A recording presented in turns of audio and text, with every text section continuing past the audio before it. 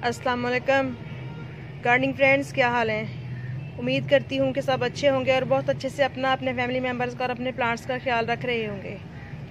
तो फ्रेंड्स, आज मैं आपके साथ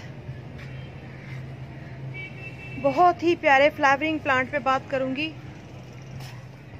जो कि सर्दियों में बहुत ही खूबसूरत लगता है खिला हुआ, और तकरीबन मई तक इसके फ्लावर्स खिलते रहते हैं। सीडलिंग की थी तो मैंने आपके साथ शेयर किया था। तो अब प्लांट्स काफ़ी बड़े बड़े हो चुके हैं, तो आज उनको ट्रांसप्लांट करेंगे और कुछ उसकी केयर के मुतालिक बात करेंगे। तो चले आते हैं अपने टॉपिक पे कि फ्लॉक्स के छोटे छोटे से बेबी प्लांट्स को हम किस तरह से ट्रांसप्लांट करते हैं। तो ये है फ्लॉक्स के सीडलिंग वाला प्लांटर। तो माशाल्लाह देखिए कितने अच्छे से ये ग्रो हो रहे हैं तमाम के तमाम सीड्स, और प्लांट्स भी काफ़ी बड़े बड़े हो चुके हैं इस तरह से। तो चलें अब हम इनको एक एक को निकाल के तो ट्रांसप्लांट करते हैं। मैं आपके साथ जस्ट इनको ट्रांसप्लांट करने का तरीका शेयर करूँगी। इस तरह से आहिस्ता से हमने निकाल लेना है इसको रूट्स के साथ। तो उसके बाद यूँ होल बना के पॉट में, ये मेरे पुराने पॉट है, इनमें नीचे मैंने कंपोस्ट बनाई थी और ऊपर भर वाली मिट्टी और कार्डन कंपोस्ट शामिल करके डाली हुई है। तो इस तरह रख के प्लांट को और आहिस्ता से प्रेस कर देंगे। तो लग गया हमारा फ्लॉक्स का प्लांट।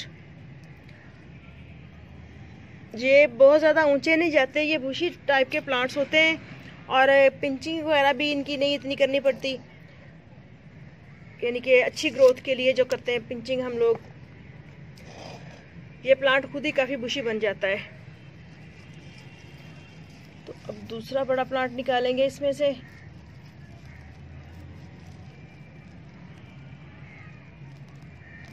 इसकी रूट्स काफ़ी डीप गई हुई हैं, ये देखें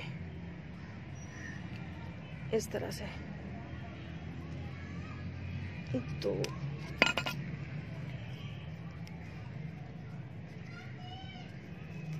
इस तरह से होल बना के इसका थोड़ा गहरा बनाना पड़ेगा क्योंकि इसकी रूट्स काफ़ी लंबी हैं।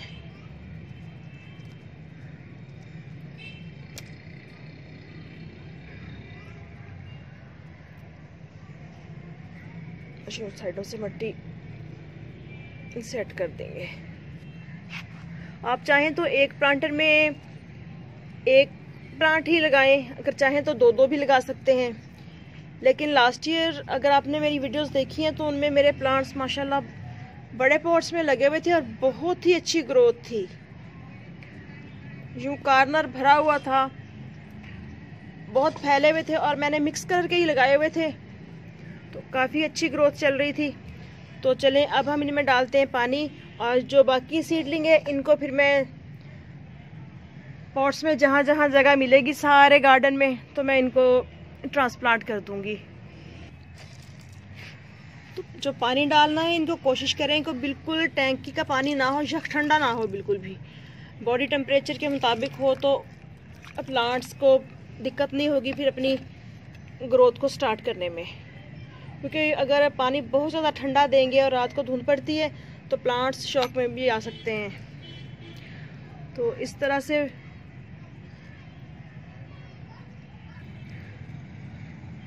फ्लॉक्स के प्लांट्स ट्रांसप्लांट हो गए हैं। तो बहुत ज़्यादा केयर नहीं करनी पड़ती इन प्लांट्स की, बस लगा के जब मिट्टी सूखे तो पानी दे दें, और जो भी लिक्विड वगैरह बनाएं महीने में एक दफ़ा या दो दफ़ा तो वो डाल दें। और फ्लावरिंग प्लांट्स जो होते हैं इनकी बेहतर ग्रोथ के लिए अगर दो दो तीन तीन दाने, जैसे ये 8 इंच के पॉट्स हैं, तो इनमें अगर आप 3-4 दाने साइडों पे दबा दें इस तरह से DAP के, तो प्लांट्स की ग्रोथ बहुत ही अच्छी होती है।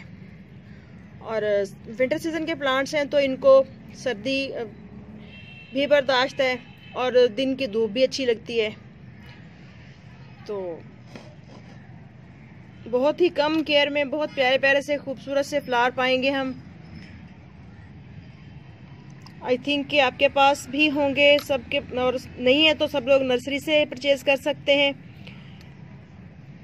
इस तरह का सीडलिंग का पॉट भी तकरीबन 50 से 80 के दरमियान आ जाता है, और अगर बने बनाए प्लांट्स लें तो वो 25 या 30 तक मिल जाते हैं एक एक पॉट।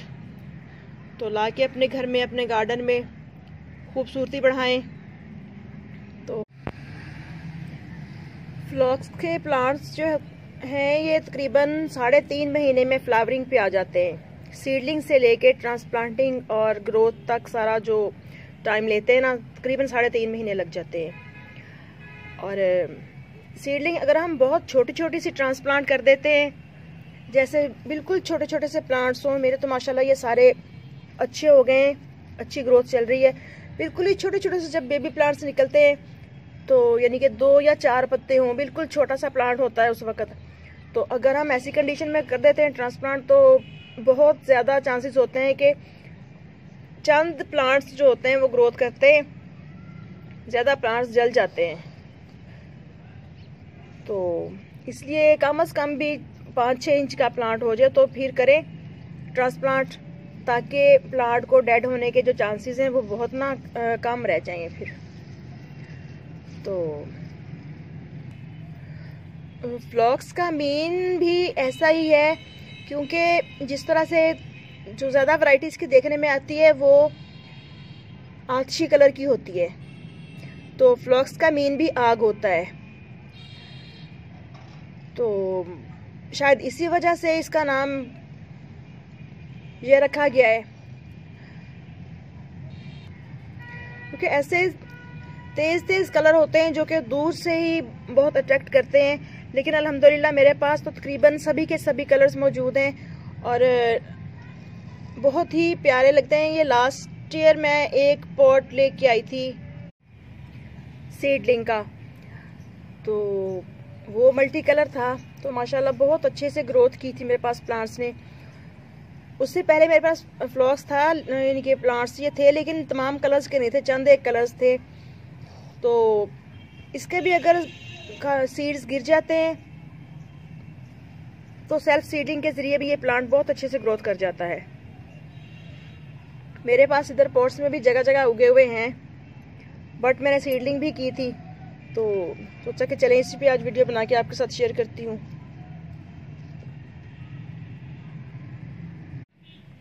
लीजिए, इंशाल्लाह फिर मिलेंगे नेक्स्ट वीडियो में नेक्स्ट टॉपिक के साथ।